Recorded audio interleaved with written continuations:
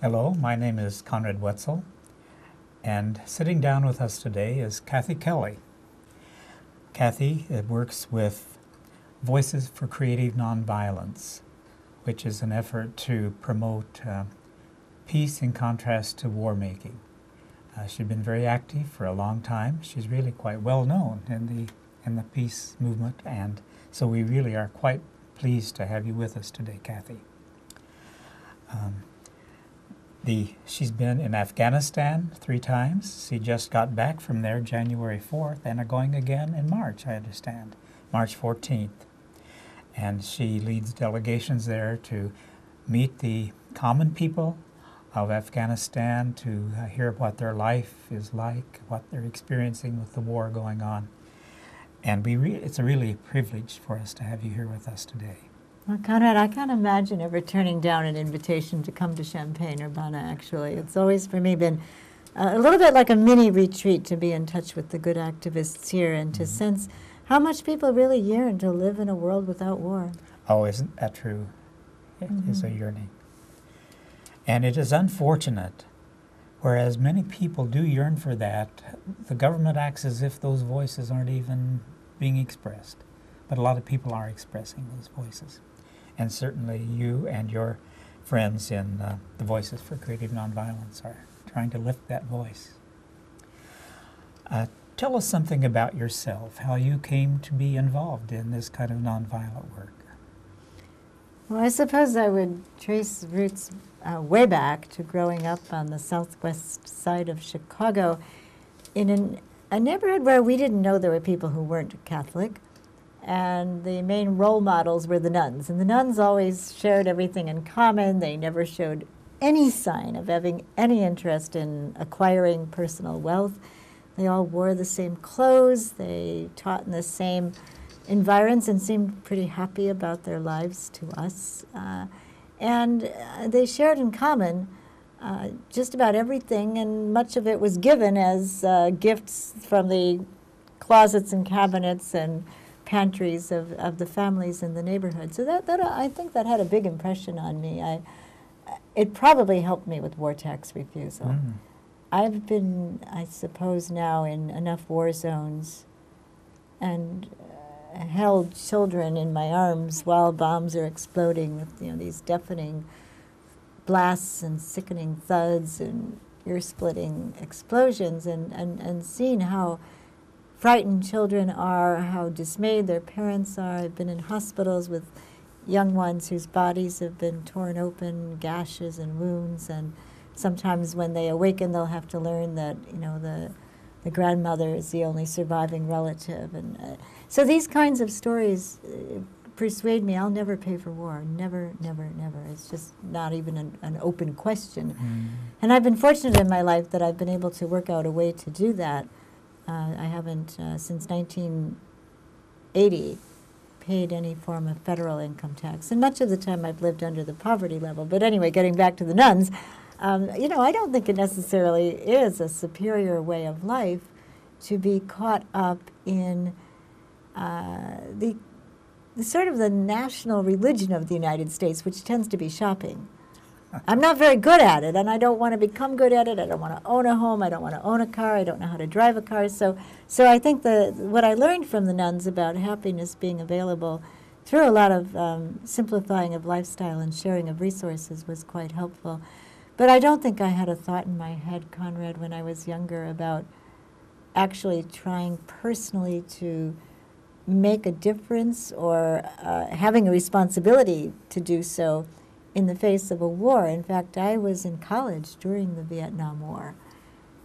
And I can remember being in the student union of Loyola University, and a student asked me would I want to come to a meeting that had to do with some kind of anti-war protest. And I made an excuse, and then as I walked away, I remember saying to a close friend of mine, oh, I don't know, maybe he doesn't have anything better to do. Now, of course, today I'd say that was true. He didn't Yes. have anything better to do. What better could he do? But I just kind of had this aloof and almost snide attitude. So I'm amazed, really, that somebody such as me could have become someone who became as well, considerably better educated about the cost of war and why it's not likely that any of us could do something better in our lives than try to bequeath a world to next generations that would be free of war. Say something about the various costs of war. You mentioned the cost of war, and they're enormous, but there are various ways in which that plays out. What are some of the costs of this war? Well, thinking about the warfare in Afghanistan, I stayed during my first visit at a place called the Emergency Surgical Center for Victims of War. It's an Italian-run hospital that treats patients for free. And I was with youngsters between ages 7 and 17, and all of their bodies made manifest the cost of war. Little Esmatullah was just beaming because the physical therapist told me, and he understood it, that he was a real Pakhtun. He was so brave that he never cried when they changed his dressings. But, you know, he didn't even know which side hit him. He was at the mosque with his father, and all of a sudden there was shooting, and a grenade was thrown, and he needed many, many changes of dressings for shrapnel wounds. And he'd been in the hospital for 3 months at age 7, little Esmatullah. And Saifullah was a driver of United States trucks, and every single day, 7,000 trucks cross into Afghanistan and deliver goods to the soldiers. But that's an extremely risky route, and 7,000 drivers take their lives in their hands to go along that route. And Saifullah was fortunate in year 1 and year 2, but on the 3rd year, the truck he was driving went over an improvised explosive device, and the truck went up in the air, and he lost a leg, and his shoulder was broken, and he didn't have rancor, but he certainly was someone who had witnessed the cost of war up close and very, very personally. How old was he when he was driving that truck? I think he started when he was, you know, they don't know how old they are, to be honest. So you ask the kids how old they are, and they, well, I might be 15, I might be 16. So I think he was 19 when this happened, after 3 years of driving. Yes. And then a third boy, Adidullah, had gone out to help his family by scavenging on the mountainside, and he came across what's a real find, a cluster bomb. And if you can open it up and get the brass out, then you can help your family be sustained for well over a year easily. And he opened it up and it exploded. So he lost an eye and 4 fingers were torn off his hand. And unlike the other boys who would go out and sit in the grass together and joke in ways that to me were very heartwarming, because they came from various ethnic communities, but they were willing to sit together. But Adidullah never left his bed. He just seemed to be in sheer misery. And I'm sure that those young boys have their counterparts amongst U.S. soldiers who return, many of them maimed and wounded in ways that will alter their lives. Some are amputees. Others have severe cases of post-traumatic stress disorder. So those are among the costs, but we should also add that the war is costing the United States taxpayers $2 billion per week. It will cost $1 million to keep 1 soldier in Afghanistan for a year. And meanwhile, 850 Afghan children die every single day. When I first saw that statistic, I thought, oh, somebody must have made a typo. And I went back to the Save the Children report, and they were quoting a UN report, March 10th, I believe, 2010. 850 Afghan children die every day. And of the children under 5, 1 out of 5 will not live beyond the age of 5. 20% of the children under age 5 don't survive. And it's not only the loss of that one life, but the way that affects that family. Maybe it's a father and so their livelihood is gone, all kinds of things like that. So the cost just spreads out, doesn't it? Well, it spreads out, and also many people, if their house was directly hit by a United States bomb, if the bomb was fired by an unmanned aerial vehicle, one of these drones, they feel rage and anger. They feel like there's nowhere to turn, nowhere to run, because these drones are flying overhead constantly, and mistakes are made. Or, you know, because somebody's father might have been active with the Taliban, does that mean that the grandmother and the mother and the wife and the children are criminals? These are targeted assassinations that target people who have nothing to do with trying to harm people in the United States. And so there can be escalating levels of revenge. One Pakistani man, a social worker, told me with concern for the United States after he'd survived a drone attack in the Maran Shah town. He said, you know, it's a real problem. The hatred is rising. It really is a problem. And his companion, who was a journalist, was maybe a little less concerned for the problem of eventual retaliation against U.S. people born of hatred. His main concern was that he had figured out that U.S. people don't really know much about these drones. And he asked me very precisely, do United States people know about these drone attacks? And I tried to say, well, people are learning more, and on the campuses there's more awareness, and the peace movement. And he said, no, I'm asking you, do United States people hear about this on the evening news, through television? Do they hear about it on the radio? And I had to say, well, by and large, no. And then he just asked me very directly, where is your democracy? Where is your democracy? That's a very telling question, because we talk about democracy all the time, don't we? But it's not really easy to live up to the values of that when fear leads us to do things against other people that are so harmful. Well, I was so impressed by the study of the Afghan youth peace volunteers of things like the civil rights movement and efforts at free speech in the United States. In fact, the first night I met these youngsters in their province of Bamyan, they prepared a meal for us, and we sat on the floor to eat this meal, and there was this kind of, you know, awkward getting to know one another period. And then the first question was from a young man named Faiz, and he said, please, Madame Kathy, won't you tell me about your court case about Creech Air Force Base? And I was just stunned. How do you know about that? But they had really done their best to learn about us, and I had trespassed onto an Air Force base in Nevada, Creech Air Force Base in Nevada, to bring a letter to the commander of the base and express our concerns about the base being used for these targeted assassinations, because the drones are flown over Afghanistan right from that base. And well, it's interesting. I asked other NGO, non-governmental organization workers in Afghanistan who have people in the field in areas where these drones are being used, do the people know much about the drones? And they told me, yes, they refer to them as tayyara computer. Tayyara is the Arabic and Dari word for airplane. And then the man said that sometimes they add Nevada. So people do know that the United States is using a very sophisticated level of equipment for killing and destruction of their villages and towns and homes.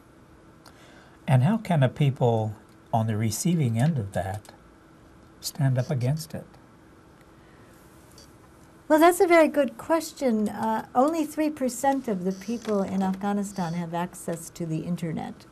And of that number, probably 95% are working for the U.S. military and the U.S. security contractors. So, you know, I think about in our country where we have all this access to social media and internet, and we have a poll that's held steady in this country that says 57% of the people in the United States think the war in Afghanistan is wrong. They disapprove of it. But only 3% see it as a political issue. So we have a hard time bringing our views into the political theater. You know, I think 95% of people in the United States practice nonviolence most of the time as a rule and prefer it. But when it comes to foreign policy, that goes out the window, and we've developed, sold, stored, and used more weapons of mass destruction than any other country on earth and in history.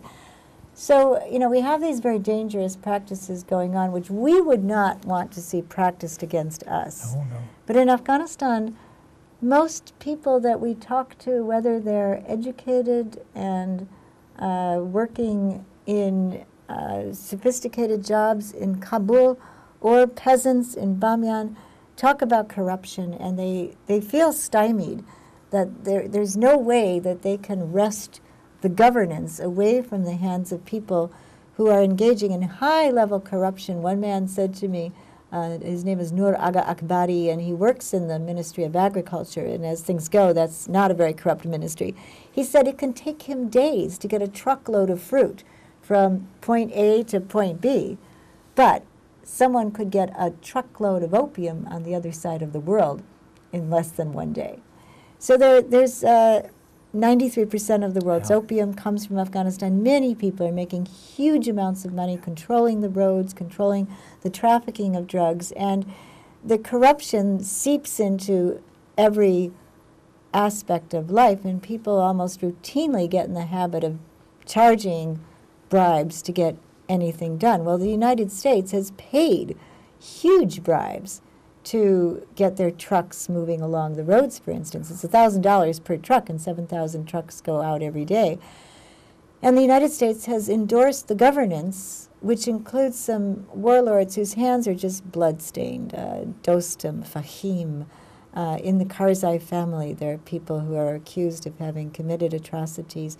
And so when President Obama called up President Karzai at the end of what was deemed a fraudulent election, in many quarters, when President Obama congratulated him, many in Afghanistan thought, well, what can we do? Yes. You know, we're invaded and occupied by forces who are colluding with a government that doesn't have our best interests at heart, and yet they're going to dictate our future, and they don't like it. So people in Egypt didn't like what was happening to them. We may see that in various countries, even where the United States has claimed it's bringing democracy, that those who are truly interested in being able to find freedom of expression may express huge antagonism toward the United States. And I think people in the U.S. will be surprised. Mm-hmm. You mentioned the Afghan Youth Peace Volunteers. Tell us about that group. They're a group of youngsters primarily located in the Bamyan province, which is a Hazara province. The Hazaras are, by many accounts, the most discriminated against ethnic group in Afghanistan. You have Tajiks, Uzbeks, Pashto people, and the Hazaras look more Asiatic. They're accused of being descendants of Genghis Khan. And so they've had a hard time of it over the years of successive invasions. And when the Taliban invaded their area about 10 years ago, they had to flee, and they were out in Quetta, some of them, or in other parts of Pakistan, and their houses had been destroyed, and their fields were destroyed. And there was a Singaporean medical doctor, his name is Hakim, who was working among the refugees in Pakistan. And when it was determined that they could return, he decided to accompany them and stay with his work. And so he's become much beloved. His name is not Hakim, he's Singaporean. His name is Wee Tak Young. But they call him Hakim because that means wise one, educated person. And he's very Gandhian. He decided to live with them and not take anything more for himself than the average peasant has, and that's not much. They get 2 hours of electricity between, say, 1 and 3 in the morning. And they work hard in the fields pulling potatoes out of the ground. And so he, over the years, has helped the youngsters undertake various projects. Like, for instance, they realized there was a lot of antagonism between ethnic groups. So they sold little cakes or cookies in the marketplace in Bamyan and were able to buy a big strip of leather. And they cut that up and they fashioned it into cell phone pouches. And then they inscribed on the pouches the Dari word for peace. So, and they gave those as a gift to youngsters in another province. And those youngsters said, "We can't believe you did this." They were so pleased and touched by that. And then they took that same word for peace and they fashioned iron into a kind of a welded representation of that word. And they rigged it up with electricity, and they managed to go up into the grottos where the Buddhist shrines used to be installed. They were a very historic place that the Taliban had blown up. And so you see these empty grottos where the shrines used to be. And there's a scaffolding in front of one of the grottos, and they affixed the sign to the scaffolding and then lit it up so that at night you saw the word peace on the mountainside. It was quite brilliant, yeah. They do a lot of very creative things, but their next project, you can go on their website. It's called Our Journey to Smile. Hakim, the medical doctor, had met a young boy in Quetta whose only way to survive as an orphan was to be a garbage picker, and Hakim got to know him well and wanted to take his picture. And he asked the young boy, as anyone often would, take, and he said, "Okay, smile." And the grandmother berated him, Hakim, and said, "Why are you telling this boy to smile? He has nothing to smile about, and he never will have anything about which to smile." And so that's why he got this idea, our journey to smile, give every child in the world something to smile about.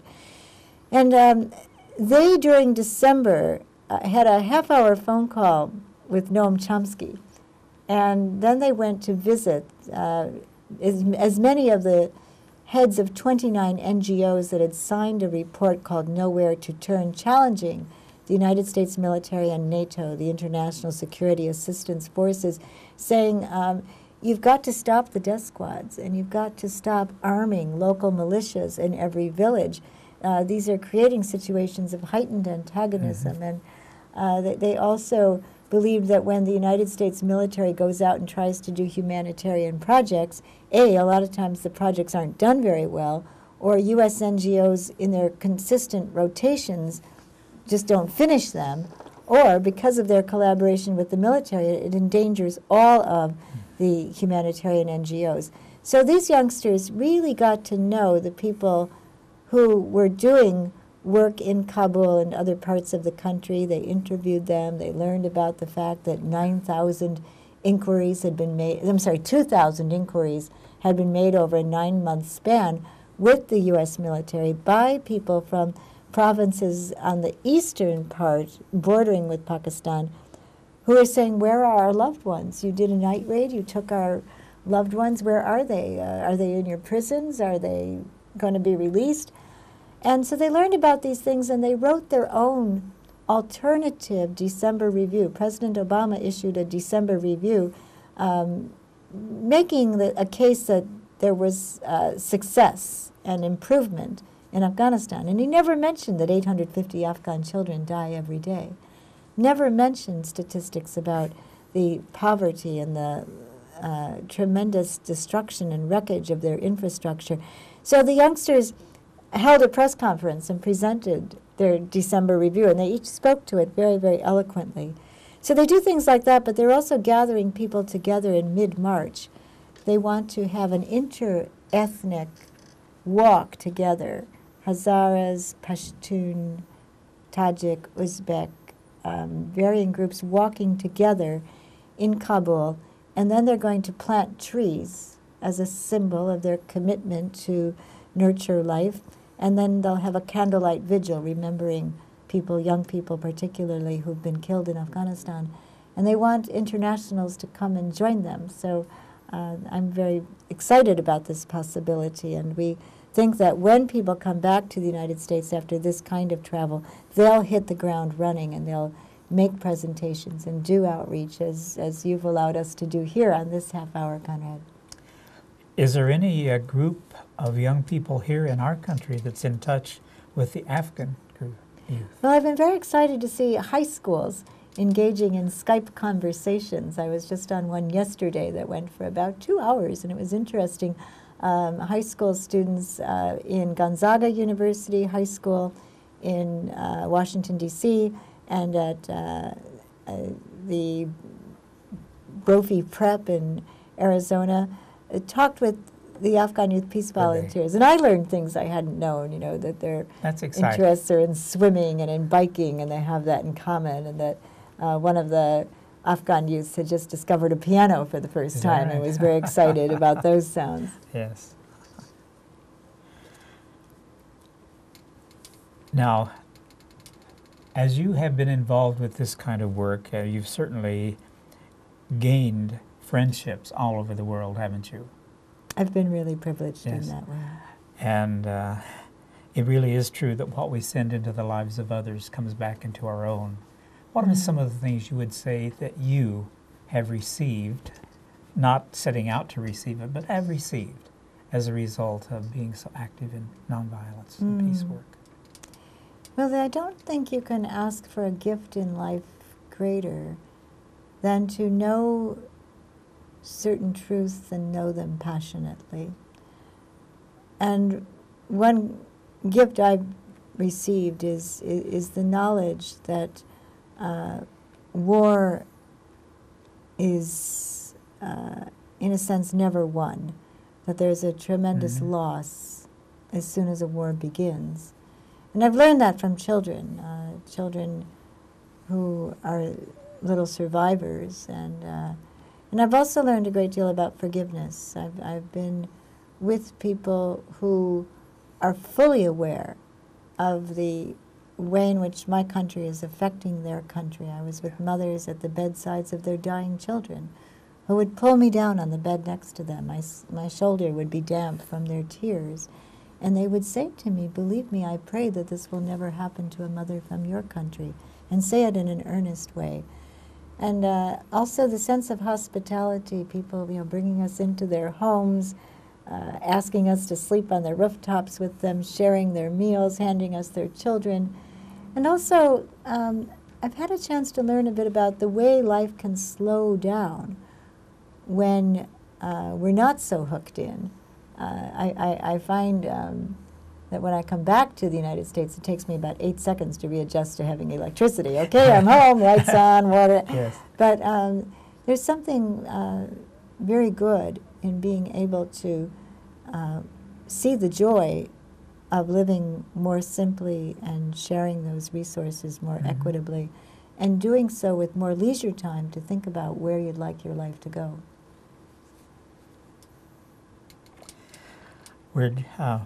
How would you sum up a message that you would like to give people? This will be seen by people here in Champaign-Urbana.